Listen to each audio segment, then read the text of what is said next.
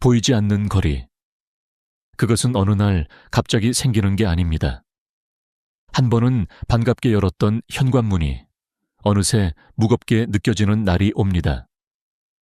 부모 입장에서는 그저 사랑하는 자식을 보고 싶은 마음뿐인데 자식의 표정 속에서 미묘한 경계와 피로감을 잃게 되는 순간이 있습니다. 이때 부모는 의아합니다. 내가 뭘 잘못했을까? 하지만 대개의 경우 잘못은 없습니다. 단지 세월이 흐르면서 서로의 삶에 자연스러운 경계선이 그어졌을 뿐입니다. 문제는 그 경계를 존중하지 못할 때 생깁니다.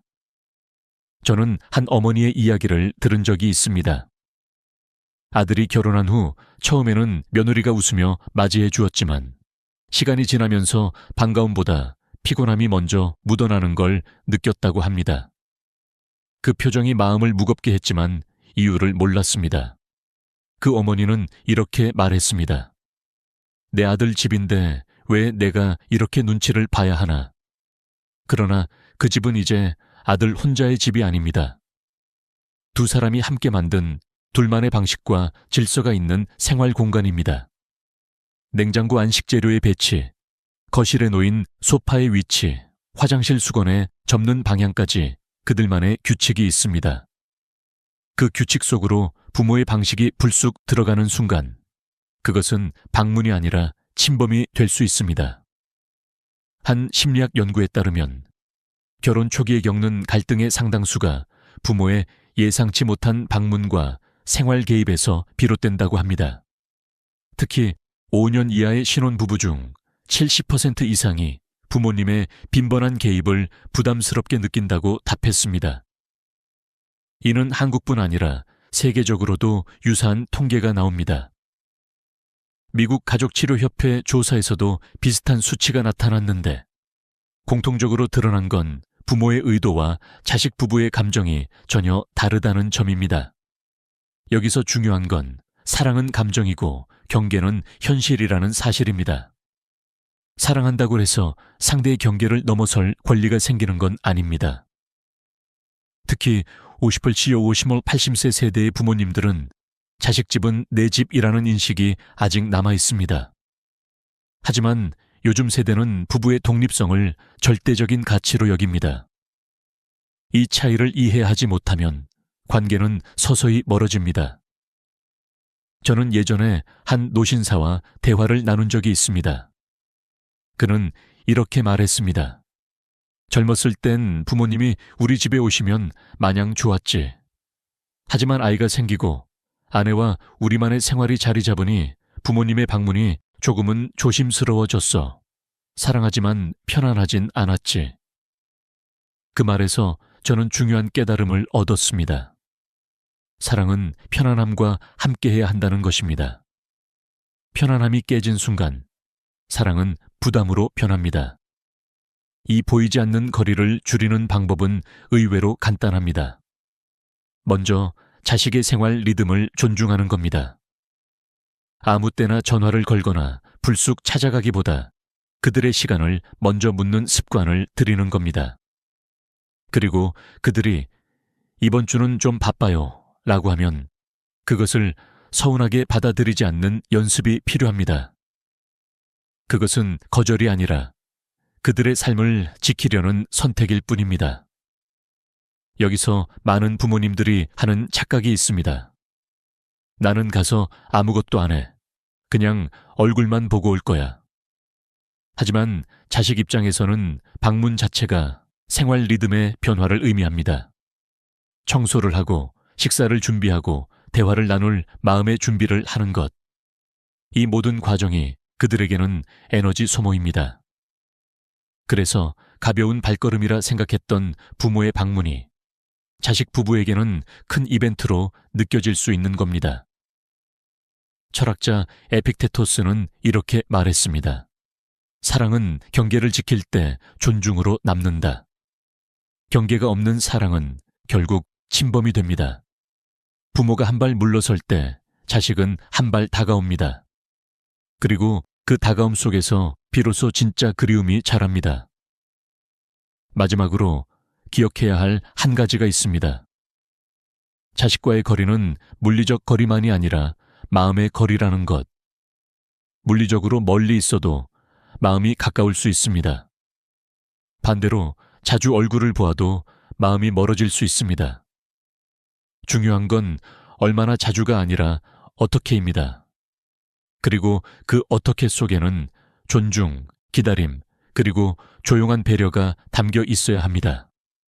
혹시 지금 당신과 자식 사이에 설명하기 힘든 거리감이 느껴진다면 먼저 그 거리를 줄이려 하기보다 왜 생겼는지를 살펴보는 게 우선입니다. 그 원인을 이해하고 존중할 때 그 거리는 자연스럽게 좁혀집니다. 지나친 배려의 함정. 부모의 마음은 늘 같습니다. 더 해주고 싶고 더 챙겨주고 싶습니다. 하지만 문제는 여기서 시작됩니다. 배려라는 이름으로 건넨 손길이 어느새 간섭으로 바뀌는 순간이 있습니다. 특히 요즘 세대의 부부들은 도움과 간섭의 경계를 굉장히 민감하게 구분합니다. 한 번은 이런 일이 있었습니다. 한 어머니가 며느리가 맞벌이라 힘들까봐 김치, 반찬, 고기까지 한가득 싸서 갔습니다. 냉장고를 가득 채워주고 혹시 몰라 깨끗하게 정리까지 해줬습니다. 그런데 그날 밤 아들에게서 문자가 왔습니다. 엄마, 민정이가 조금 부담스러워해요. 음식 고마운데 다음부턴 그냥 놔두고 가시면 좋겠대요. 이 한 문장이 어머니의 가슴을 무겁게 눌렀습니다. 내가 뭘 잘못했나?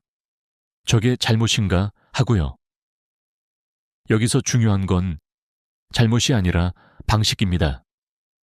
과거에는 부모의 도움을 당연하게 받았지만 지금은 부부가 자기만의 방식과 질서를 만들어가는 것을 더 중요하게 생각합니다. 도움을 주려면 그들의 요청이 있을 때 주는 것이 최선입니다. 심리학자 데보라 테너는 이렇게 말했습니다. 부모의 조언과 도움은 도움이라는 이름으로 포장된 통제일 수 있다. 그리고 젊은 세대는 이 말을 듣고 고개를 끄덕였습니다. 그래서 저는 부탁하지 않은 조언이 제일 싫어요.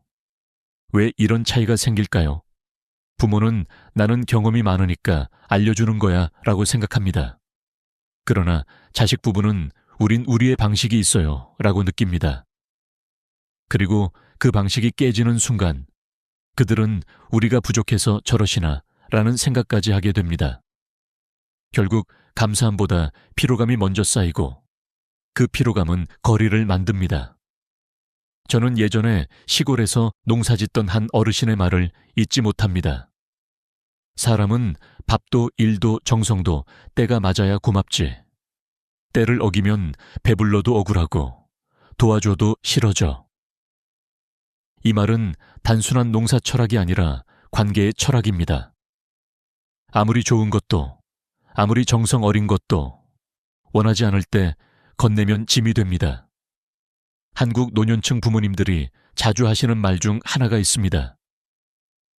나는 다 네 생각해서 그러는 거야.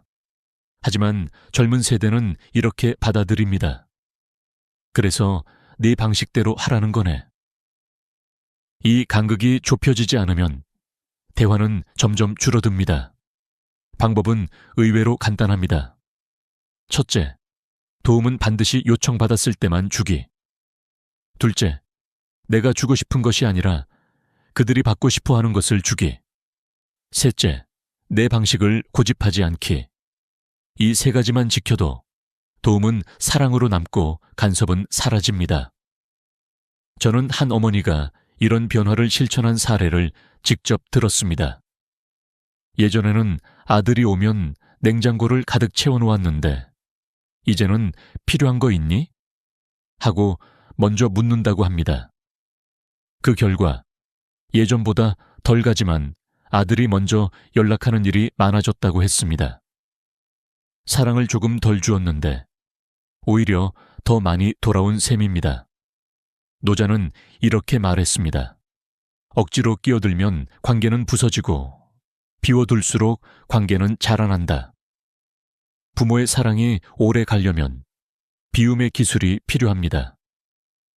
사랑은 채움만이 아니라 멈춤에서도 잘합니다.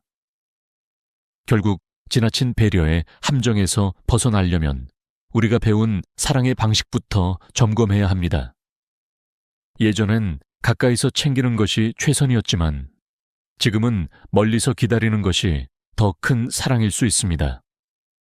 그리고 그 기다림 속에서 자식은 진짜로 부모를 그리워하게 됩니다. 문을 두드리기 전에 침묵. 집은 사람에게 가장 안전하고 편안한 공간입니다. 하루 종일 세상 속에서 가면을 쓰고 살아가는 부부에게 집은 그 가면을 벗고 숨 쉴 수 있는 유일한 성격입니다.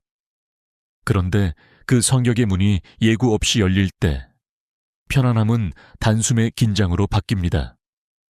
한 며느리는 이렇게 말했습니다. 시어머님이 갑자기 오시면 겉으론 웃어도 속으론 머릿속이 복잡해져요. 청소 상태는 괜찮은지, 아이는 씻겼는지, 내가 혹시 실수할 말은 안 하는지, 그날 하루는 이미 망한 기분이 들어요. 이 고백은 결코 과장이 아닙니다. 불시에 들어오는 방문은 마치 평온한 호수에 커다란 돌을 던지는 것과 같습니다. 그 순간부터 집은 쉼터가 아니라 평가의 무대가 되어버립니다. 저는 오래전 한 부부 상담 현장에서 예고 없는 시댁 방문 때문에 다툼이 끊이지 않는 사례를 본 적이 있습니다. 남편은 엄마니까 괜찮잖아 라고 생각했지만 아내는 내 하루를 통째로 빼앗기는 기분이라고 했습니다. 여기서 남편과 아내 사이에는 보이지 않는 균열이 생깁니다. 그리고 이 균열은 시간이 지나며 커집니다. 결국 어느 날 아내는 말합니다. 다음엔 꼭 연락하고 와 달라고 해. 그리고 남편은 곤란한 표정으로 대답합니다. 엄마한테 내가 어떻게 그런 말을 해. 이 대화 속에는 이미 거리감이 깊이 자리 잡고 있습니다. 독일 철학자 쇼펜하우어는 이렇게 말했습니다. 진짜 예의는 상대가 쉬고 있을 때 문을 두드리지 않는 것이다. 부모의 입장에서야 그저 보고 싶어서 온 것이지만 자식 부부에게는 그 방문이 하루를 무너뜨리는 변수가 될 수 있습니다. 이제는 물어야 합니다. 내 방문이 반가움일까 아니면 부담일까? 부모 세대는 과거에 서로의 집을 자유롭게 드나드는 문화에 익숙합니다. 하지만 현대의 부부는 독립성과 개인 시간을 절대적인 가치로 여깁니다. 이 변화된 문화 속에서 연락 없이 문을 두드리는 행위는 예전의 정칭이 아니라 침범으로 해석됩니다. 제가 아는 한 지인은 이 문제를 이렇게 해결했습니다. 예전에는 갑자기 전화를 해서 지금 근처야 잠깐 들를게 라고 했지만 이제는 아예 전화를 걸어도 이번 주말 중 언제가 좋을까 라고 묻는다고 합니다. 그러자 며느리가 오히려 그냥 오늘 오세요. 저희 시간 괜찮아요. 라고 말하는 일이 많아졌다고 합니다. 준비된 방문은 환영이지만 불시에 들어오는 방문은 경계심을 부른다는 사실을 깨달은 겁니다. 의학적으로도 이런 불시의 스트레스가 관계에 미치는 영향은 큽니다. 가족심리 전문가들은 갑작스러운 방문이 부부 사이의 스트레스 호르몬인 코르티솔 분비를 높이고 그 결과 사소한 갈등이 커질 확률이 높아진다고 말합니다. 심리적 긴장은 오래 남아 이후 대화나 행동에 부정적인 영향을 주기 쉽습니다. 부모의 방문은 축복이 될 수도 있고 무거운 그림자가 될 수도 있습니다. 차이는 단 하나, 문을 두드리기 전에 침묵입니다. 이 침묵 속에서 묻고 기다리는 마음, 그것이 존중입니다. 그 존중이 쌓일 때 자식은 부모의 발걸음을 기다리게 됩니다. 예고된 방문의 이면. 많은 부모님들은 이렇게 생각합니다. 미리 말하고 가면 괜찮겠지. 하지만 솔직히 말하면 미리 말해도 여전히 부담이 됩니다. 왜냐하면 문제는 예고 여부가 아니라 방문 자체이기 때문입니다. 며느리나 사위 입장에서 방문 날짜를 미리 알게 되면 그 순간부터 준비가 시작됩니다. 집안 정리, 냉장고 상태 점검, 아이 옷 챙기기, 식사 메뉴 고민까지. 그리고 일정이 다가올수록 속마음에 이런 생각이 스칩니다. 그냥 이번엔 안 오셨으면 좋겠다. 이건 예민함이 아니라 현실적인 감정입니다. 저는 한 지인의 경험을 들었습니다. 시부모님의 방문 날짜가 잡히면 며느리는 그 주의 생활 리듬을 완전히 바꿔야 했습니다. 퇴근 후에도 청소를 하고 장을 보고 혹시 모를 잔소리에 대비해 아이 옷과 장난감까지 정리했습니다. 남편은 그런 아내의 긴장을 느끼면서도 그래도 우리 부모님이니까 라는 생각 때문에 중간에서 갈등을 겪었습니다. 결과적으로 방문 당일보다 준비 과정에서 이미 피로가 쌓이는 것입니다. 심리학자 스티븐 코비는 이렇게 말했습니다. 사랑은 타인의 시간을 존중하는 데서 출발한다. 부모님이 보고 싶은 마음은 진심이지만 자식 부부에게는 그 마음이 하루짜리 큰 이벤트가 될 수 있습니다. 특히 현대의 50, 80세 부모 세대가 자란 시대와 지금의 부부 생활 방식은 다릅니다. 예전에는 손님이 오면 기꺼이 맞이하는 것이 미덕이었지만 지금은 개인 시간과 생활 패턴을 지키는 것이 우선입니다. 의학적으로도 이런 일정 변경은 스트레스 호르몬을 높이고 수면 패턴을 흐트러뜨리며 심지어 소화 기능에도 영향을 미친다고 합니다.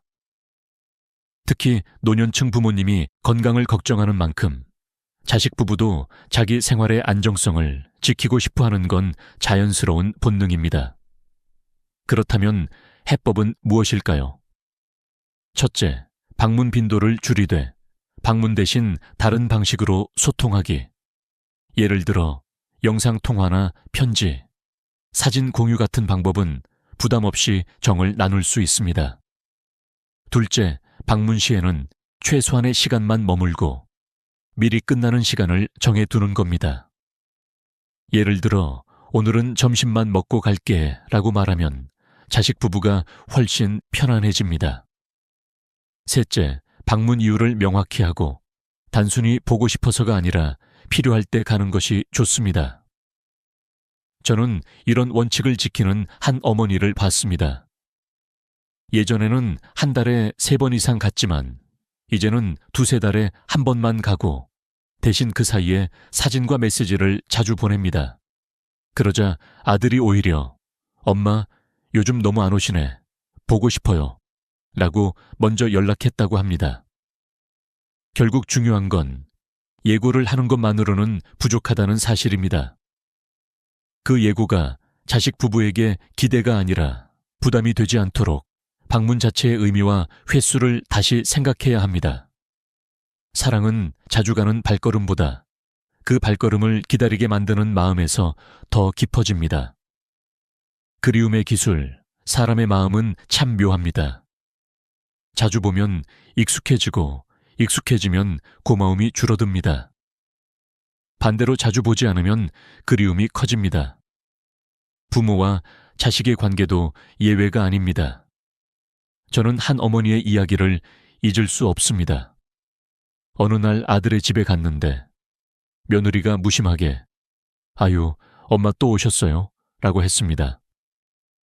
그 짧은 한마디가 가슴을 덜컥 내려앉게 했습니다. 아, 나는 반가운 사람이 아니라 피곤한 사람이 되었구나. 그날 이후로 어머니는 방문 횟수를 줄였습니다. 놀랍게도 몇 달 지나지 않아 아들이 먼저 전화를 걸어 엄마, 왜 이렇게 안 오세요? 보고 싶어요. 라고 말했습니다. 심리학자 조지 로엔스타인은 이 현상을 기대 피로라고 설명합니다.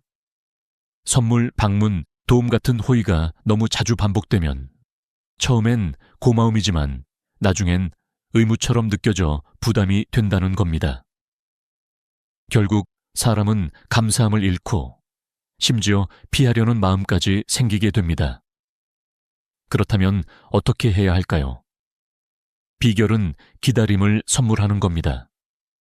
연락이 뜸해져도 서운하다고 먼저 달려가지 않는 겁니다.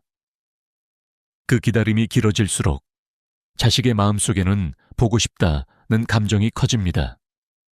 프랑스 철학자라 로슈푸코는 이렇게 말했습니다. 항상 눈앞에 있는 사람은 결국 소중함을 잃는다. 이 기다림의 기술은 단순히 만남을 미루는 것 이상입니다. 기다림 속에서 부모는 자기만의 시간을 채워야 합니다. 취미를 만들고 친구를 만나고 여행을 다니며 삶을 풍성하게 하는 겁니다. 그렇게 자기 인생이 반짝일 때 자식은 궁금해집니다. 엄마, 요즘 뭐 하세요? 아빠, 어디 다녀오셨어요? 이 궁금함이 연락의 이유가 되고 그리움의 시작이 됩니다. 하버드 심리학 연구팀은 자기 삶에 몰입한 부모일수록 자녀와의 정서적 연결이 오래 지속된다고 밝혔습니다. 이는 단순한 심리 이론이 아니라 실제 사례에서 증명됩니다. 취미 활동이나 봉사 활동, 새로운 배움에 몰두하는 부모는 자식과의 대화 주제가 풍부하고 만날 때마다 신선한 이야기를 나눌 수 있습니다. 반면 자식에게만 의존하는 부모는 점점 피로한 존재로 인식됩니다. 그리움은 결핍에서 시작됩니다. 자식이 부모의 안부를 궁금해하게 만들고 먼저 손을 내밀게 하려면 자주보다 강역을 선택해야 합니다. 그 간격 속에서 자식은 부모를 다시 바라보고 함께했던 시간을 소중히 기억하게 됩니다. 마지막으로 기억할 점이 있습니다. 그리움의 기술은 단순히 덜 가는 것이 아니라 갈 때마다 따뜻한 기억을 남기는 것입니다. 짧은 방문이더라도 웃음과 좋은 이야기를 남기면 그 기억이 다음 만남을 기다리게 만듭니다. 결국 부모가 남기는 건 시간의 양이 아니라 순간의 질입니다. 배우자를 먼저 품기. 결혼한 자식은 이제 혼자가 아닙니다. 그들의 삶은 배우자와 하나로 묶여 있습니다. 그런데 많은 부모님들이 무심코 하는 실수가 있습니다. 자식만을 보면서 그 옆에 배우자는 뒷전으로 두는 겁니다. 나는 며느리한테 아무 말 안 해. 그냥 아들이랑만 얘기해. 또는 사위한테 뭐라 해도 내 딸한테 하는 말이니까 괜찮아. 하지만 절대 괜찮지 않습니다. 이 작은 차별이 부부 사이에 조용한 불씨를 심습니다. 저는 한 젊은 부부의 이야기를 들었습니다. 시어머니는 아들만 불러내서 이런저런 이야기를 나누고 며느리에게는 거의 말을 걸지 않았습니다. 며느리는 표정으로는 웃었지만 마음속에서는 소외감과 불편함이 쌓였습니다. 결국 아들은 사이에서 눈치를 보게 되고 마음속으로 엄마랑 거리를 둬야겠다고 결심하게 되었습니다. 여기서 중요한 건 아들이 엄마를 미워해서가 아니라 아내의 불편함을 감당할 힘이 없어서라는 겁니다. 심리학자 존 고트맨은 부부의 안정성을 지키는 핵심 요소 중 하나로 배우자를 외부 스트레스 요인으로부터 보호하는 것을 꼽았습니다. 그리고 가장 흔한 외부 스트레스 요인이 바로 배우자의 부모, 즉 시부모와 장인 장모였습니다. 부부는 한편입니다. 며느리가 불편하면 아들도 불편하고 사위가 힘들면 딸도 괴롭습니다. 이 원리를 이해한 부모는 행동이 달라집니다. 자식을 만나기 전에 그 배우자를 먼저 편하게 하는 겁니다. 사소한 말 한마디, 표정, 방문 빈도, 대화 주제를 배우자의 입장에서 점검하는 겁니다. 예를 들어 며느리가 좋아하는 음식을 챙겨오거나 사위의 취미에 관심을 보이는 것만으로도 분위기는 달라집니다. 저는 실제로 이런 변화를 실천한 한 어머니를 알고 있습니다. 예전에는 아들만 챙기던 분이었지만 이제는 며느리와 먼저 통화하고 방문할 때도 이번엔 너 먹고 싶은 거 사갈게 라고 말합니다. 그러자 며느리가 오히려 어머님, 이번엔 그냥 오세요. 저희가 준비할게요 라고 먼저 초대하는 일이 늘어났습니다. 철학자 사르트르는 지옥은 타인의 시선 속에 있다고 말했습니다. 배우자는 부모님의 시선과 말투, 표정, 방문 빈도에서 이미 많은 것을 느낍니다. 그 사람이 편해야 자식도 마음 놓고 부모를 곁에 둘 수 있습니다. 결국 자식을 오래 곁에 두고 싶다면 자식을 보는 것보다 그 옆 사람을 먼저 품는 것이 진짜 비결입니다. 이건 단순한 예의가 아닙니다. 가족 관계를 오래 지키는 전략입니다. 자식은 부모의 사랑을 당연하게 여길 수 있지만 배우자의 편안함을 지켜주는 부모에게는 평생 감사하게 됩니다. 그 감사가 쌓일수록 부모와 자식 사이의 거리는 더 가깝고 따뜻하게 유지됩니다. 덜 주고 더 남기기. 부모의 사랑은 늘 주는 것에서 시작됩니다. 반찬, 용돈, 시간, 체력, 그리고 말과 관심까지.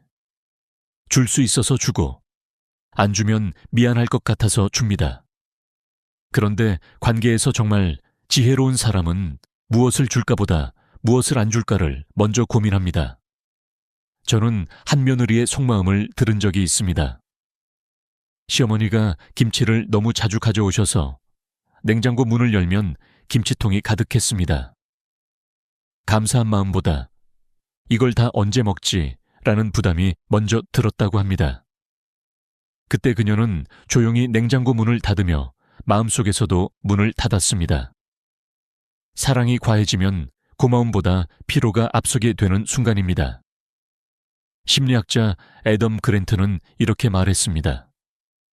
관계에서 가장 고마운 행동은 상대가 원하지 않을 땐 멈춰주는 것이다. 멈춤은 무관심이 아니라 배려입니다. 요즘 세대는 끊임없이 주는 부모보다 딱 거기까지만 주는 부모를 더 편안하게 여깁니다. 왜냐하면 너무 많이 받으면 죄송해지고 그 죄송함이 불편함으로 변하기 때문입니다. 그리고 그 불편함은 결국 거리를 만듭니다. 덜 준다는 건 단순히 물질적인 것을 줄이지 않는 것만을 의미하지 않습니다. 말도, 조언도, 방문도 포함됩니다. 불필요한 말 한마디를 삼키고 불필요한 방문을 줄이며 불필요한 도움을 멈추는 것. 그렇게 비워둔 자리에 자식이 먼저 다가올 여지를 남기는 겁니다. 저는 이런 방식을 실천하는 한 아버지를 알고 있습니다. 예전에는 자주 전화를 걸어 요즘 어떻게 지내냐는 질문을 반복했지만 이제는 그 빈도를 줄이고 대신 필요할 때만 연락합니다. 그 결과 예전에는 아들이 전화를 받기만 하던 것이 이제는 먼저 전화해서 아버지, 요즘 뭐 하세요? 라고 묻는 일이 늘어났습니다. 주는 것을 줄였더니 오히려 돌아오는 것이 많아진 셈입니다. 사랑은 채움만이 아니라 여백 속에서도 자랍니다. 그 여백은 그리움의 공간이고 감사가 자라는 토양입니다. 부모가 다 채워버리면 자식은 더 이상 손을 뻗을 이유가 없습니다. 하지만 조금 덜 채우면 자식은 그 빈자리를 채우고 싶어집니다. 마지막으로 우리가 너무 자주, 너무 많이, 너무 가까이에서 사랑하려 했을지도 모릅니다. 그 사랑이 잘못된 것은 아닙니다. 다만 시대가 변했고 관계의 방식도 변했을 뿐입니다. 이제는 가까이서 챙겨주는 대신 멀리서 응원하고 자주 찾는 대신 기다림으로 따뜻함을 남기는 사람이 되는 것이 필요합니다. 언젠가 시간이 흐르고 자식이 자신들의 아이를 키우며 우리 마음을 이해하게 될 날이 올 것입니다. 그날 그들은 이렇게 말할지도 모릅니다. 엄마, 아버지, 그때 왜 그러셨는지 이제 알겠어요. 감사합니다. 그 말이 조금 늦게라도 돌아온다면 그것으로 충분합니다. 그러니 오늘부터는 조금 덜 주고 조금 덜 말하며 대신 나를 위해 웃어주세요. 당신은 이미 충분히 좋은 부모입니다. 오늘 이야기가 마음에 와 닿았다면 구독과 좋아요로 함께 해주시고 다음에도 삶에 힘이 되는 이야기로 찾아뵙겠습니다. 감사합니다. 당신은 오랜 세월을 함께한 친구를 믿고 있었을 겁니다. 어려울 때 서로 도와주고 기쁠 때 함께 웃었던 그 사람. 그런데 어느 날 그 친구에게 예상치 못한 큰 돈이 들어왔습니다. 처음엔 축하해주고 싶은 마음이 컸죠. 하지만 시간이 조금 지나자 그 사람의 눈빛과 말투, 그리고 행동이 하나둘 바뀌기 시작했습니다. 평소엔 겸손하던 그가 이제는 대화를 끊고 은근히 당신을 가르치려 들며 만나면 어쩐지 서열을 매기는 기운이 느껴집니다. 무엇이 그를 바꾼 걸까요? 사실 돈이 사람을 바꾼 것이 아니라 돈이 그 사람 속에 숨겨져 있던 진짜 모습을 드러낸 겁니다. 심리학 연구에서도 비슷한 결과가 나왔습니다. 캘리포니아 대학교 버클리의 한 실험에서는 참가자들에게 가상의 권력과 재산을 부여했습니다. 단 몇 시간 만에 상위 그룹으로 설정된 사람들은 대화에서 타인의 말을 끊고 자신의 권리를 과도하게 주장하며 배려심이 줄어들었습니다. 반대로 하위 그룹으로 설정된 사람들은 여전히 조심스럽고 상대를 존중했습니다.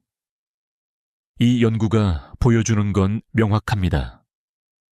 돈은 사람을 타락시키는 게 아니라 원래 있던 성향을 여과 없이 드러내게 만든다는 사실입니다. 저도 젊었을 때 비슷한 경험을 했습니다. 고등학교 동창이 사업에 크게 성공해 수억 원을 벌었는데 그 이후로는 예전처럼 허물없이 만나기가 힘들어졌습니다. 식사 자리에서도 예전의 따뜻한 농담 대신 자산 이야기와 주식 전망만 늘어놓더군요. 사람은 어려울 때보다 여유가 생겼을 때 더 분명하게 본성이 드러난다는 걸 그때 깨달았습니다. 특히 나이가 들수록 우리는 이런 변화를 더 쉽게 감지할 수 있습니다. 여러분, 여기서 중요한 건 겉으로 보이는 친절만으로 사람을 판단하지 말라는 겁니다. 웃는 얼굴, 다정한 말투, 세련된 행동 모두 연기일 수 있습니다. 하지만 돈 앞에서의 태도는 연기하기 어렵습니다. 왜냐하면 돈은 선택을 강요하기 때문입니다. 내가 가진 걸 나누느냐, 지키느냐, 더 욕심내느냐, 그 순간 그 사람의 진짜 가치관이 드러납니다. 한국 속담에 벼는 익을수록 고개를 숙인다라는 말이 있습니다. 재물이 많아질수록, 권력이 커질수록 오히려 더 겸손하고 온유한 사람. 그런 사람이 진짜 품격 있는 사람입니다. 반대로 작은 돈에도 눈빛이 변하고 갑자기 사람을 가려 대하는 사람은 이미 그 속에 이기심이 자리 잡고 있었던 겁니다. 혹시 주변에서 이런 변화를 본 적 있습니까? 평소엔 소박하던 이웃이 아파트를 팔아 수억 원의 시세 차익을 얻은 뒤 이웃 모임에도 잘 나오지 않고 말을 아끼며 심지어 예전에 친근한 인사조차 하지 않는 모습. 우리는 이런 사례를 TV 뉴스나 실제 생활에서 자주 봅니다. 그럴 때마다 그 사람 변했네라고 하지만 사실은 변한 게 아니라 원래의 속마음이 드러난 거죠. 이런 사람들을 미리 알아보는 방법은 의외로 간단합니다. 그들이 작은 성공을 거두었을 때 혹은 예상치 못한 수입이 생겼을 때 주변 사람들을 대하는 태도를 유심히 관찰해 보십시오.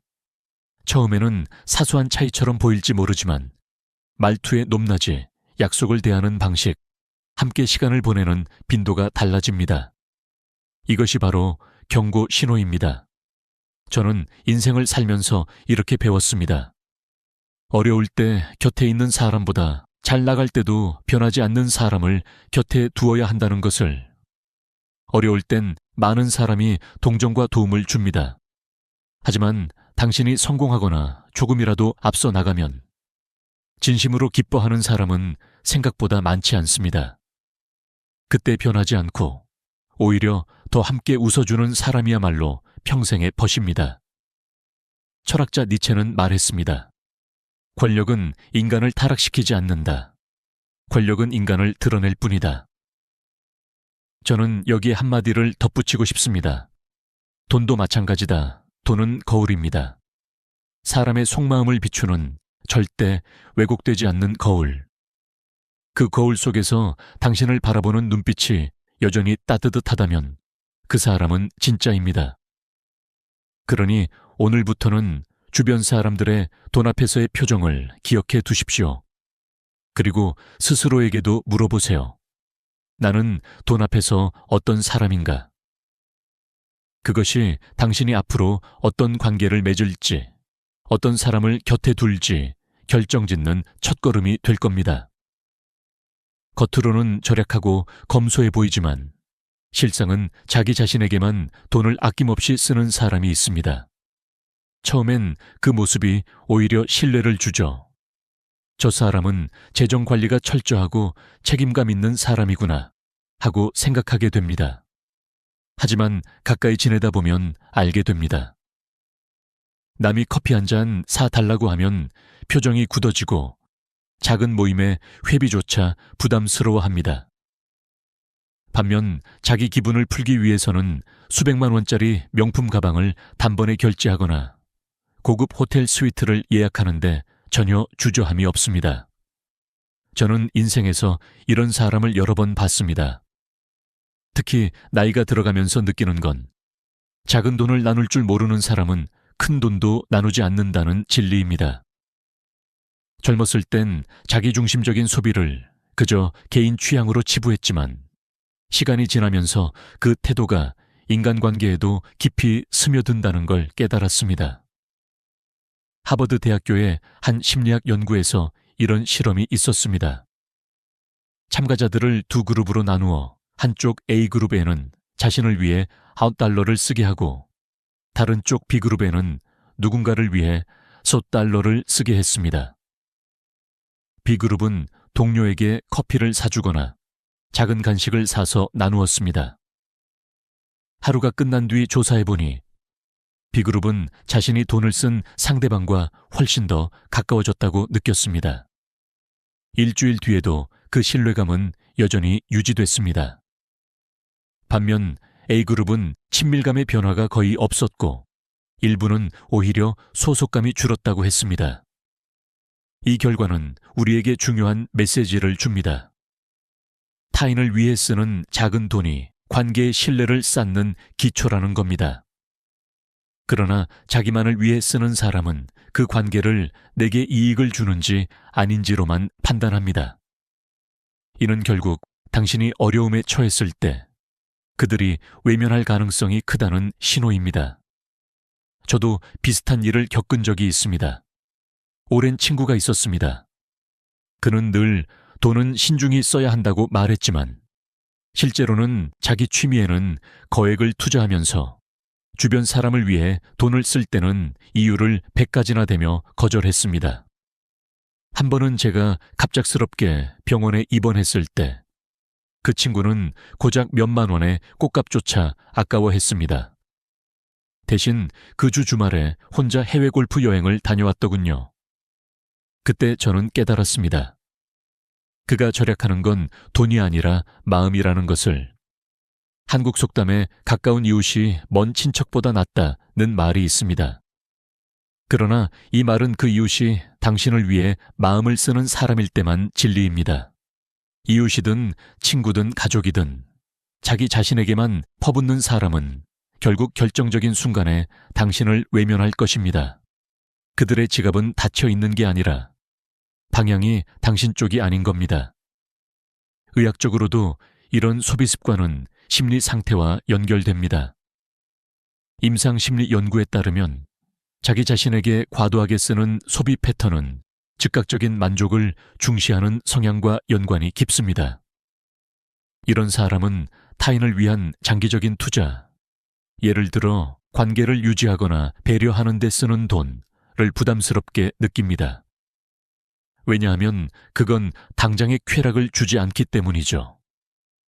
그러니 우리 주변에서 누군가가 남에게는 한없이 인색하고 자기에게는 거침없이 쓰는 모습을 보인다면 그건 단순한 생활 습관이 아니라 그 사람의 가치관이자 관계를 바라보는 방식입니다. 처음엔 부드럽고 절약가처럼 보일 수 있습니다.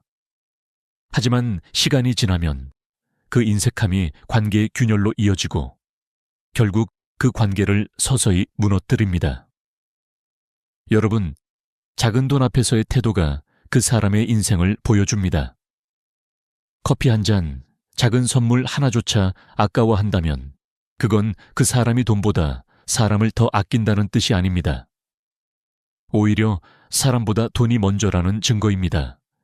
그들과는 거리를 두는 게 당신 마음의 평화를 지키는 길일 수 있습니다.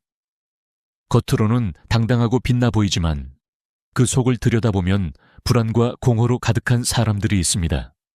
바로 남에게 보여주기 위해 돈을 쓰는 사람들입니다. 그들의 소비는 필요나 행복을 위한 것이 아닙니다. 오직 타인의 시선을 끌고 인정받고 우위를 점하려는 목적에서 비롯됩니다.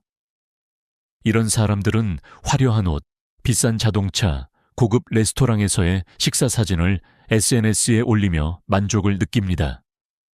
하지만 그 만족은 오래가지 않습니다. 왜냐하면 그들의 행복은 내가 어떻게 보이는가에 달려 있기 때문입니다. 캐나다 브리티시 컬럼비아 대학교 심리학 연구팀은 흥미로운 실험을 했습니다.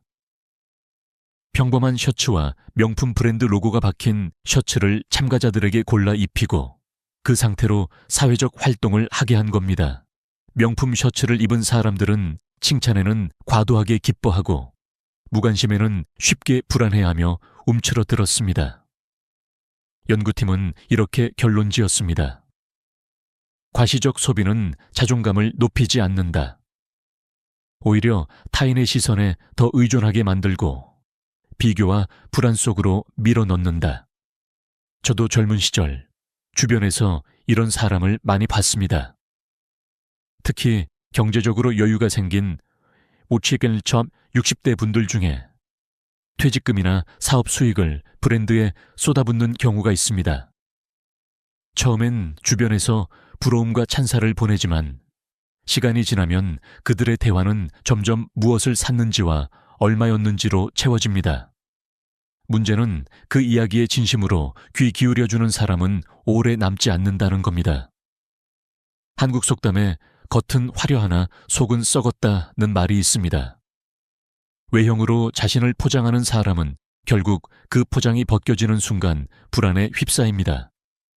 왜냐하면 스스로를 있는 그대로 받아들이지 못하기 때문입니다. 이런 사람과 함께 있으면 나도 모르게 비교하게 되고 불필요한 경쟁심이나 열등감을 느끼게 됩니다. 그 관계가 길어질수록 내 마음이 지쳐가죠. 실제로 과시형 소비를 하는 사람들의 뇌 활동을 분석한 연구가 있습니다. 뇌의 쾌락 중추가 활성화되는 시간이 매우 짧고 곧이어 불안과 비교를 담당하는 영역이 활성화된다고 합니다. 즉, 명품을 사고 잠깐은 기분이 좋아도 곧바로 나보다 더 좋은 걸 가진 사람이 있을까라는 생각이 들어 마음이 불안해진다는 겁니다. 저는 이런 사람들과 오래 관계를 유지하지 않기로 했습니다. 그들이 나를 있는 그대로 보지 않고 내가 가진 것, 내가 입는 옷, 내가 타는 차로만 판단한다면 그건 관계가 아니라 거래입니다. 70, 80대의 어르신 중에도 여전히 내가 누구와 어울리는지를 남의 시선으로 계산하는 분들이 있습니다.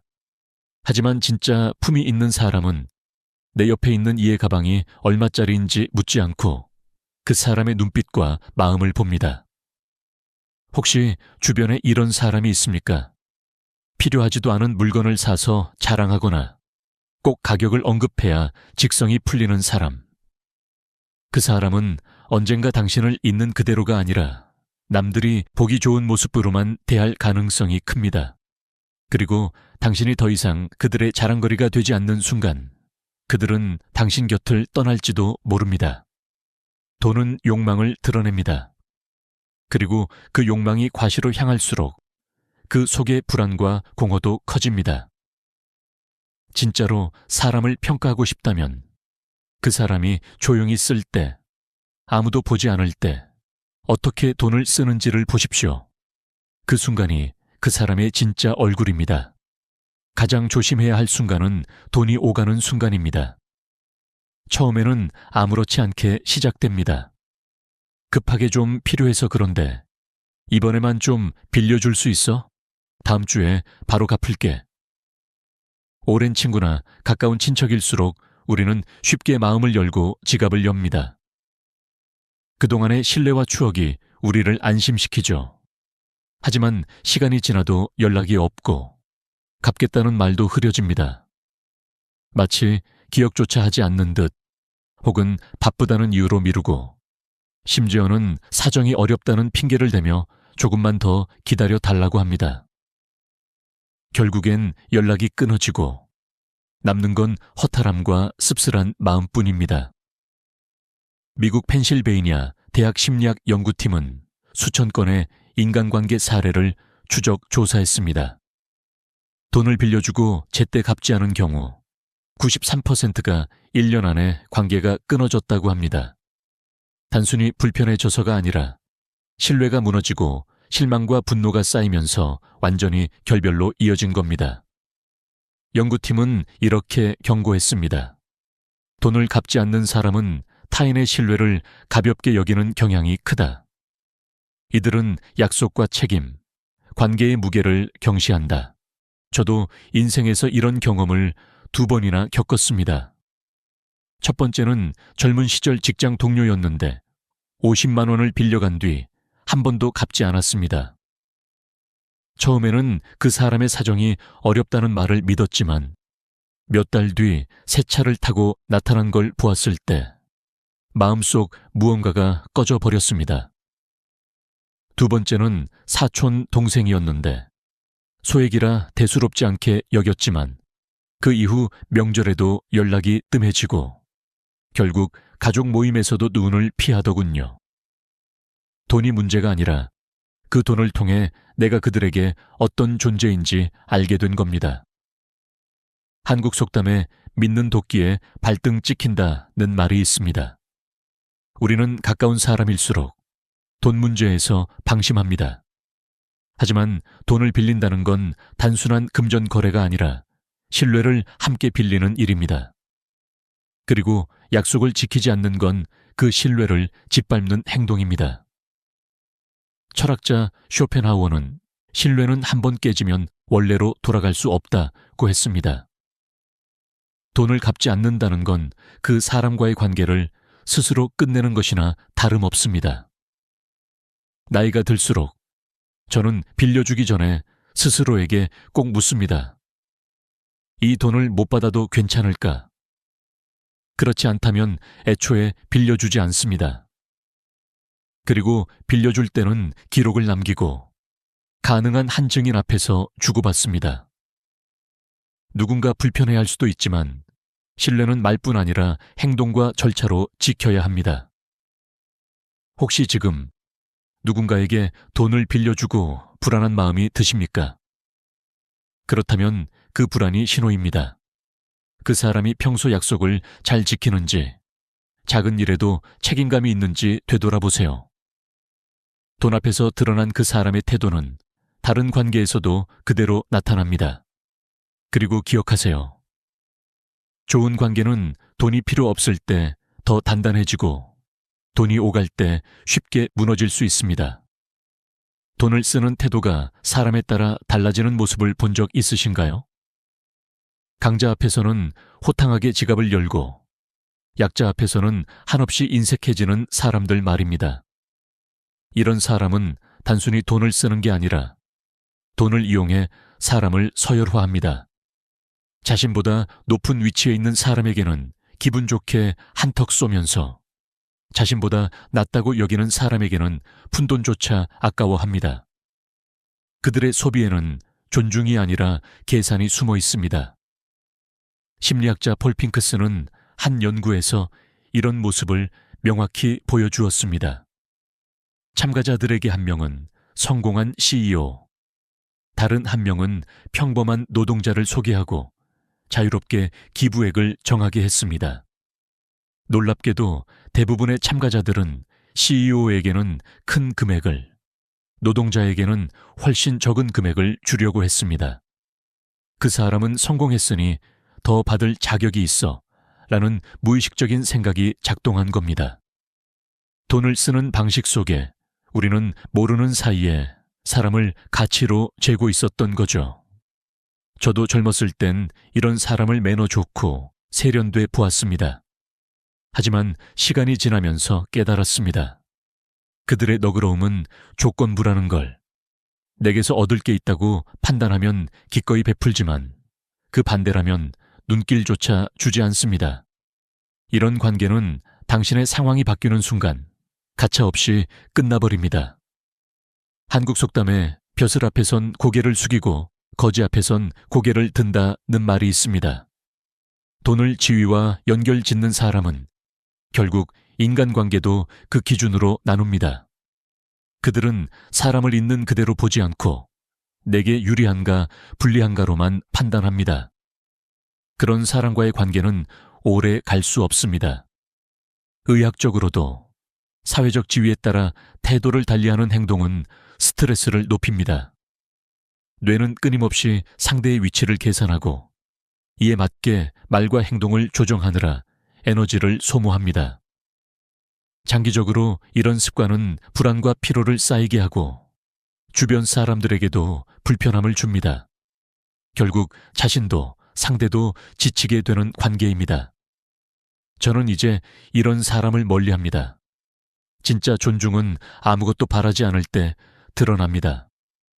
내가 도움을 줄 수 없는 순간에도 나를 똑같이 대하는 사람이야말로 진짜 벗입니다. 반대로 당신이 힘들어졌을 때 갑자기 차갑게 변하거나 연락을 끊는 사람은 애초에 관계를 투자로만 봤던 겁니다. 혹시 주변에 직함이나 배경에 따라 태도가 변하는 사람이 있습니까?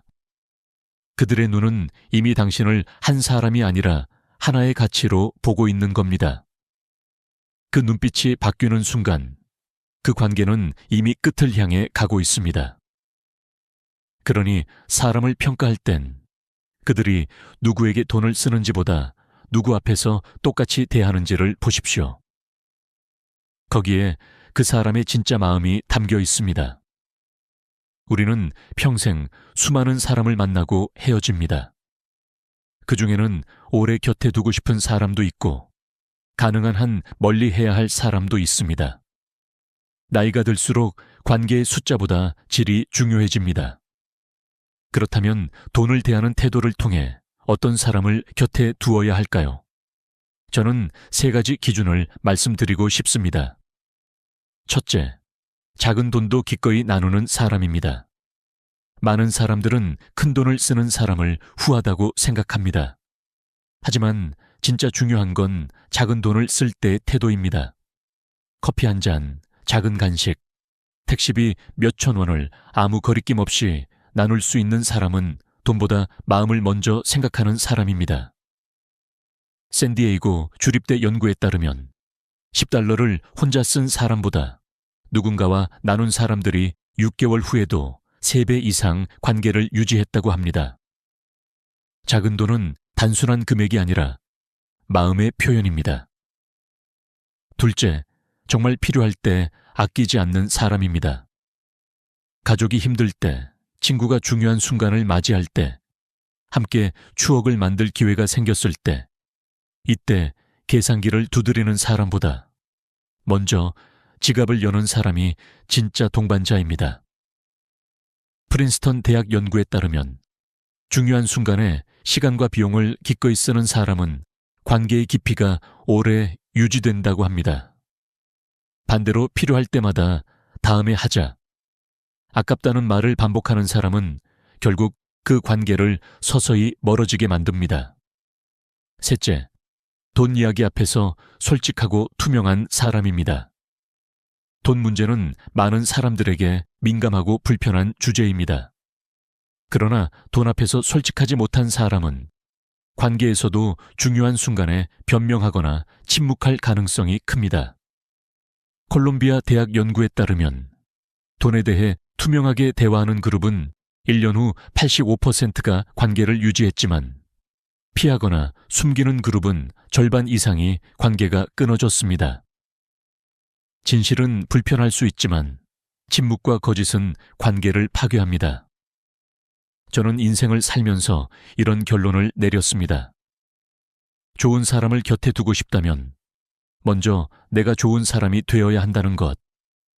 작은 돈을 나누고 중요한 순간에 아끼지 않고 돈 앞에서 솔직한 태도를 가지면 그런 사람들은 자연스럽게 내 곁에 모입니다. 프랑스 철학자 몽테뉴는 이렇게 말했습니다. 우리는 남의 마음을 읽으려 하지만 정작 자신의 마음은 잘 읽지 않는다. 먼저 나 자신을 돌아보고 내가 돈을 어떻게 쓰는 사람인지 스스로에게 물어야 합니다. 여러분, 돈은 숫자가 아닙니다. 돈은 마음을 비추는 거울입니다. 그 거울 속에서 내가 어떤 모습인지 먼저 확인하세요. 그리고 그 거울을 통해 평생 곁에 둘 수 있는 사람을 찾으십시오. 그 선택이 앞으로의 삶을 더 따뜻하게, 더 단단하게 만들 것입니다. 오늘 이 이야기가 마음에 와닿았다면 주변의 소중한 분들과 꼭 나누시고 앞으로도 좋은 이야기와 깨달음을 놓치지 않도록 구독과 좋아요 부탁드립니다. 감사합니다. 할머니는 조용히 손자를 품에 안고 있었다. 아이의 작은 웃음소리가 방 안에 퍼졌지만 가슴 한쪽이 서늘하게 식어가는 느낌을 지울 수 없었다. 그 순간 아들의 목소리가 날카롭게 꽂혔다. 엄마, 애 하나 본다고 그렇게 힘들면 어떡해요? 짧은 한마디였지만 그 말은 깊은 상처가 되어 심장 한가운데를 파고들었다. 은퇴한 지 몇 달, 오랜 시간 꿈꿔왔던 나만의 인생이 이제 막 펼쳐지려던 참이었다. 친구들과 가을 여행을 계획했고 문화센터에서 그림을 배우기로 했고 밀린 책들을 한 권씩 펼쳐볼 생각에 설렜다. 그런데 어느 날 아들의 전화가 울렸다. 엄마, 아내가 복직하게 됐어요. 주 3일만 봐주시면 저희한테 큰 힘이 될 것 같아요. 잠시 망설였지만 내가 아니면 누가 도와줄까 하는 마음이 고개를 들었다. 평생 아이들을 가르쳐온 교사였던 자신이 손주 하나 못 돌볼까 싶었다. 그렇게 시작된 손주 돌봄은 처음엔 행복이었다. 하지만 약속했던 주 3일은 점점 주 5일이 되었고 오전만 맡기로 했던 시간이 하루 종일로 늘어났다. 어느새 나의 달력은 병원 진료, 친구 모임, 운동 수업 대신 아기 밥 먹이기, 낮잠 재우기, 놀아주기로 빼곡해졌다. 가장 아픈 건 몸이 아니라 마음이었다. 어느 가을 오후 손자를 안고 3시간 동안 달래다 온몸이 욱신거려 겨우 소파에 앉았다. 그때 들려온 말. 엄마, 체력을 좀 길러야죠. 그 말 속엔 미안함도 감사함도 없었다. 단지 당연함만 있었다. 가족끼리 돕는 건 당연하다고들 말한다. 손주는 자식보다 더 예쁘다는 말도 한다. 하지만 그 당연함이 경계를 넘어설 때 사랑은 서서히 소모되고 상처로 바뀐다. 도움을 주는 기쁨이 책임과 의무로 변하면 그것은 더 이상 사랑이 아니다. 심리학에서 이를 역할 혼선이라고 부른다. 원래 조부모는 부모를 돕는 조력자다. 그러나 육아의 중심에 들어서는 순간 조부모는 책임을 떠맡게 된다. 그리고 그때부터는 무급 보육교사, 무료 가사 도우미로 변한다. 쉬는 날도 보수도, 심지어 고맙다는 말조차 사라진다. 그날 할머니는 깨달았다. 자신이 걸어온 길이 손주를 사랑하는 길이 아니라 자신을 잃어가는 길일지도 모른다는 것을. 하지만 그때는 아직 몰랐다. 이 깨달음이 앞으로 어떻게 그녀의 삶을 바꾸게 될지, 그리고 얼마나 많은 이들이 같은 길 위에 서 있다는 것을. 처음 손주를 돌보기 시작했을 때 할머니의 하루는 꽃이 핀 듯 화사했다. 새벽에 아이의 웃음소리로 눈을 뜨고 작은 손이 할머니 손가락을 꼭 쥐면 가슴이 벅차올랐다. 세상에 이렇게 예쁜 존재가 또 있을까 하는 생각이 하루에도 몇 번씩 들었다. 젖병을 들고 있는 시간조차 행복했고 아이의 첫 뒤집기, 첫 걸음, 첫 온가리를 가장 가까이에서 지켜보는 건 무엇과도 바꿀 수 없는 선물처럼 느껴졌다. 그때만 해도 할머니는 나는 축복받은 사람이야 라고 생각했다. 아들이 부탁할 때만 도와주고 주말이면 내 시간을 즐길 수 있을 거라 믿었다. 여행도 다니고 친구들과 점심도 먹고 배워보고 싶었던 도자기 수업도 등록할 계획이었다. 하지만 그런 기대는 한 달도 지나지 않아 무너졌다. 엄마, 이번 주는 사정이 있어서 하루만 더 봐주실 수 있죠? 그 한 번이 두 번이 되고 세 번이 되었다. 주 3일은 어느새 주 5일이 되었고 오전만 일하는 약속은 저녁까지로 늘어났다. 처음엔 2번만 일하고 했지만 그 2번은 끝이 없었다. 할머니는 점점 자기 일정을 미루기 시작했다. 친구와의 약속은 다음에 보자로 미뤄지고 병원 예약도 이번 주만 참자로 취소됐다. 대신 달력에는 손주 예방접종 날짜, 이유식 시작일, 어린이집 상담 일정이 빼곡해졌다. 몸은 조금씩 무거워졌다. 손목은 아이를 안고 달래느라 통증이 심해졌고 허리는 자꾸 결렸다. 그래도 할머니는 괜찮아, 조금만 더 버티면 되겠지 라고 스스로를 달랬다. 하지만 마음속 어딘가에서는 작은 균열이 생기고 있었다. 그 균열은 어느 날 더 크게 벌어졌다. 손주가 낮잠을 거부해 2시간 넘게 안아 달래던 날, 온몸이 뻐근하고 어지러웠다. 겨우 아이를 내려놓고 숨을 고르는데 아들이 웃으며 말했다. 엄마, 아이랑 노는 게 힘든 건 아니잖아요. 그냥 먹이고 놀아주면 되는데요. 그 순간 할머니는 대답 대신 웃었지만 마음속에서는 무언가가 꺼지는 소리가 들렸다. 이 시점에서 할머니는 처음 깨달았다. 내가 좋아서 시작한 일이 아니라 누군가의 부탁으로 시작한 일이라는 사실. 그리고 그 부탁이 이제는 권리처럼 변해버렸다는 현실. 그 순간부터 돌봄의 의미는 사랑이 아니라 해야 하는 일로 변해가고 있었다. 심리학에서는 이런 변화를 기대와 책임의 전환이라고 한다. 기대가 쌓이면 감사가 줄고 책임이 커지면 관계의 온도는 식는다. 가족이라는 울타리 안에서도 이 법칙은 예외가 아니었다. 할머니는 아직도 손주를 사랑한다. 하지만 이 사랑이 자신을 잃어버리는 이유가 되어서는 안 된다는 생각이 조금씩 자리 잡기 시작했다. 그 깨달음은 아직 작았지만 언젠가 그녀를 다른 선택으로 이끌 불씨가 되고 있었다. 시간이 흐르면서 사랑은 서서히 무게로 변했다. 처음에는 자발적으로 웃으며 시작한 일이었지만 이제는 당연히 해야 하는 일이 되어 있었다. 그 변화는 아주 천천히, 그러나 분명하게 찾아왔다. 아들의 말투에는 부탁이 아니라 요구가 묻어 있었고 며느리의 메시지에는 미안함보다 일정 조율만 남아 있었다. 이번 주 토요일도 가능하시죠? 엄마밖에 없잖아요. 안 되면 곤란해요. 그 문장 속에 고맙다는 말은 사라지고 대신 해야 한다는 압박만 남았다. 할머니는 점점 스스로를 죄인처럼 느끼기 시작했다. 하루 쉬고 싶다고 말하면 마치 가족의 약속을 깨는 사람처럼 바라보는 시선이 따갑게 꽂혔다. 내가 원해서 시작한 것도 아닌데 그만두자니 나쁜 부모가 되는 건가? 이런 생각이 마음을 옥죄었다. 심리학자 크리스틴 네프는 이렇게 말한다. 가장 가까운 사람에게 외면당할 때 그 상처는 외부의 적보다 깊다. 왜냐하면 가까운 관계일수록 감사와 배려를 기대하기 때문이다. 하지만 그 기대가 무너지는 순간 상처는 배가 된다. 이제 할머니는 가족끼리 돕는 건 당연하다는 말이 얼마나 양날의 검인지 알게 됐다. 그 당연함은 처음엔 따뜻한 약속처럼 보이지만 경계가 없으면 결국 사랑을 갉아먹는 칼날이 된다. 더 무서운 건 헬퍼 신드롬이었다.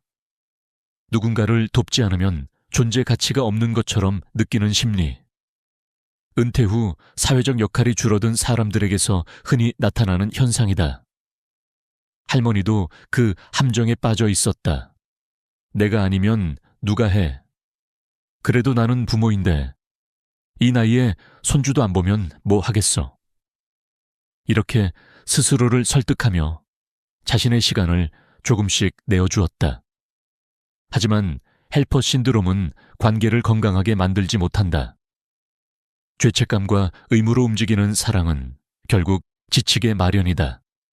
그리고 그 지침은 어느 날 폭발하거나 조용히 관계를 무너뜨린다. 서울시 자료에 따르면 60세 이상 조부모 10명 중 7명이 손주를 돌본 경험이 있고 그중 절반 이상이 우울감, 신체 통증, 고립감을 호소했다. 하지만 자녀에게 실질적인 도움을 받은 경우는 30%도 되지 않았다. 도와주었는데 돌아온 건 감사가 아니라 침묵이었다. 할머니는 이 통계가 결코 남의 이야기가 아니라고 느꼈다. 자신이 딱 그 한가운데에 서 있다는 걸 매일 더 선명하게 깨닫고 있었다. 이제는 분명히 알았다. 사랑으로 시작했지만 방치하면 그 사랑은 곧 의무가 되고 의무는 곧 상처로 돌아온다는 것을. 사랑이 의무로 바뀌는 순간 그 대가는 몸과 마음에 고스란히 새겨졌다. 할머니는 처음 몇 달 동안은 조금 피곤하네 라고만 생각했다. 하지만 시간이 지나자 그 피로는 단순한 피곤이 아니라 통증으로 변했다. 손목은 손주를 안고 달래느라 염증이 생겼고 허리는 하루 종일 구부정한 자세로 무겁게 내려앉았다. 병원에서는 관절에 무리가 많이 갔다는 말을 들었다. 국민건강보험공단 자료에 따르면 60대 여성 조부모 중 손주 돌봄을 장기간 한 사람의 관절 척추 질환 발병률은 동년배 평균보다 1.8배 높았다. 심리적으로도 마찬가지다. 지속적인 육아 참여로 인해 우울감과 불안감을 겪는 비율이 일반 노년층보다 현저히 높았다. 할머니는 이 통계가 마치 자기 몸을 설명하는 것 같았다. 하지만 주변 사람들은 이렇게 말했다. 애랑 놀아주는 게 그렇게 힘들어요. 아이 보면서 운동도 되잖아요. 그 말 속에는 네가 힘든 건 내 탓이라는 뉘앙스가 숨겨져 있었다. 더 무서운 건 마음의 변화였다. 매일 반복되는 일과 속에서 할머니는 자신이 점점 투명인간이 되어가는 기분을 느꼈다.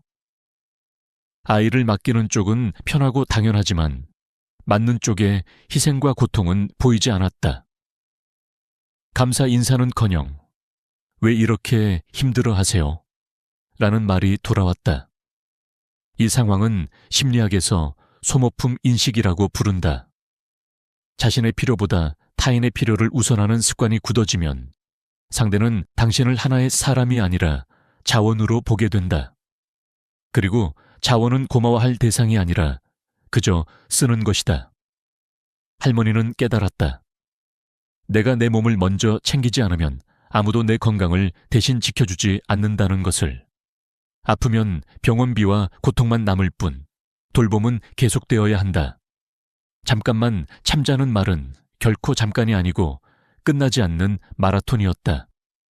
그래서 그날부터 할머니는 작은 결심을 했다. 이번 주엔 병원 예약을 먼저 잡아두자. 내 검진 일정부터 달력에 표시하자. 그리고 그 날짜만큼은 어떤 부탁도 받지 않자. 그 결심은 아직 작고 조심스러웠지만 앞으로 할머니의 삶을 바꿀 중요한 첫걸음이었다. 더 이상 건강을 잃은 뒤에 후회하는 대신 아직 지킬 수 있을 때부터 스스로의 몸과 마음을 지키기 시작한 것이다. 건강을 지키겠다는 작은 결심은 곧 더 큰 변화를 불러왔다. 할머니는 어느 날 거울 앞에 서서 생각했다. 내 인생에서 손주 돌봄이 전부가 되어서는 안 된다. 사랑을 오래 유지하려면 경계를 세워야 한다는 사실을 깨달았다. 첫 번째로 시작한 건 기간과 요일 정하기였다. 주 2일 오전까지만. 그 이상은 받지 않겠다고 마음을 굳혔다. 처음에는 이 말을 꺼내기가 어려웠다. 혹시 서운해하지 않을까? 혹시 이기적인 부모로 보이지 않을까 걱정됐다. 하지만 마음속에서 목소리가 들려왔다. 이건 사랑을 끊는 게 아니라 사랑을 지키는 방법이야. 그래서 아들에게 조심스럽게 말했다. 이번 달까지만 이렇게 매일 봐줄게. 다음 달부터는 주 2일만 가능해. 처음엔 아들이 놀란 표정을 지었지만 결국 받아들였다. 그 순간 할머니는 알았다. 말하지 않으면 아무도 내 경계를 알아주지 않는다는 것을. 두 번째로 할머니는 작은 보상을 받기로 했다. 그것이 꼭 돈일 필요는 없었다. 식사 대접, 문화센터 수강권, 혹은 교통비라도 좋았다. 중요한 건 그 안에 담긴 시간과 수고에 대한 존중이었다.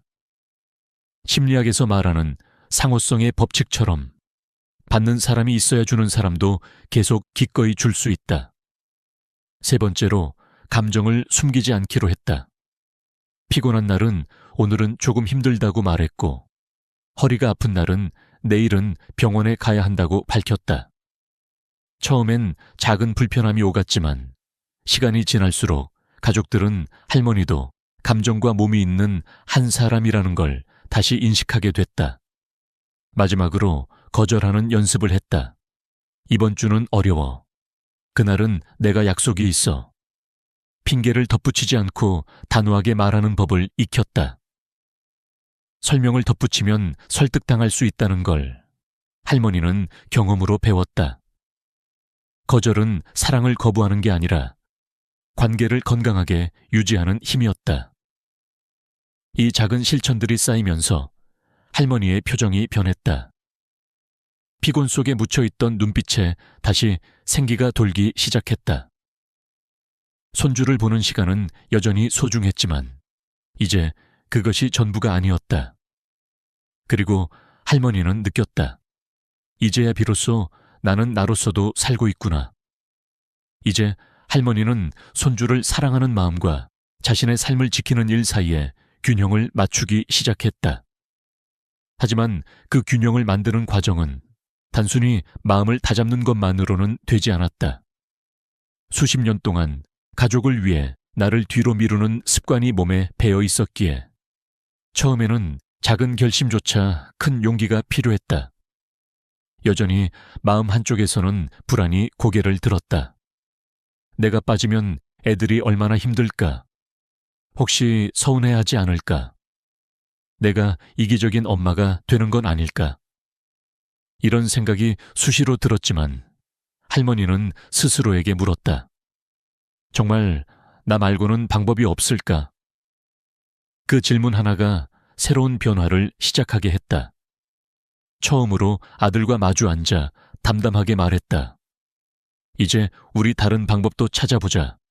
나는 손주를 사랑하지만 내 건강과 내 시간도 소중해. 아들은 잠시 말이 없었고 표정에는 약간의 당황스러움이 스쳤다. 하지만 오래 지나지 않아 고개를 끄덕였다. 그리고 그날부터 아들 부부는 아이 돌봄에 대한 새로운 대안을 찾기 시작했다. 놀랍게도 그동안 할머니가 모든 것을 감당하고 있었기 때문에 그들은 단 한 번도 대안을 진지하게 고민해 본 적이 없었다. 엄마가 있으니까 라는 안일함이 그들의 사고를 멈추게 했던 것이다. 며칠 뒤 아들 부부는 정부와 지자체에서 운영하는 다양한 프로그램을 찾아냈다. 여성가족부의 시간제, 아이돌봄 서비스, 소득에 따라 지원금을 받을 수 있는 종일제 보육, 그리고 동네 부모들이 순번제로 아이를 보는 공동 육아 나눔터, 심지어 시터 매칭 플랫폼을 통해 검증된 보육 도우미를 구하는 방법도 있었다. 할머니는 놀랐다. 이렇게 많은 대안이 있었는데도 아무도 알려주지 않았고 본인도 찾아볼 생각조차 하지 않았다는 사실에. 하지만 곧 깨달았다.